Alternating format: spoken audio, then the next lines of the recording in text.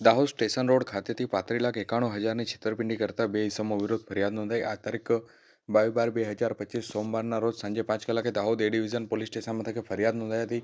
જે ફરિયાદના આધારે કહી શકાય કે 1/9/2025થી લઈ 30/11/2025 સુધીમાં જે છેતરપિંડી આરોપીઓ દ્વારા આચરવામાં આવી હતી.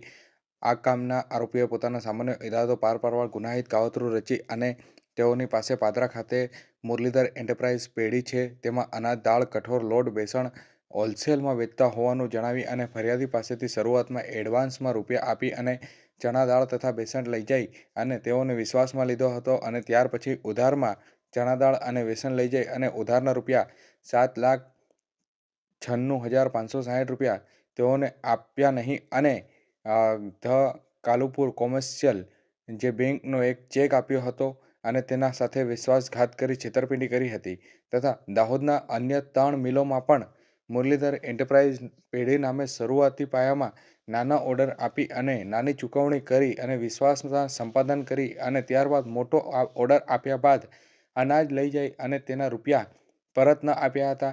એ રીતે પહેલી મિલમાં 7,82,040 રૂપિયા, બીજી મિલમાં 12,14,400 રૂપિયા તેમજ ત્રીજી મિલમાં 7,98,000 રૂપિયા પરત ન આપ્યા હતા. એમ કુલ 4 મિલમાંથી 35,91,000નો અનાજનો જથ્થો લઈ જઈ અને અનાજના રૂપિયા ફરિયાદી તથા સાહેદોને પરત ન આપતા વિશ્વાસઘાત અને છેતરપિંડી કરી હતી.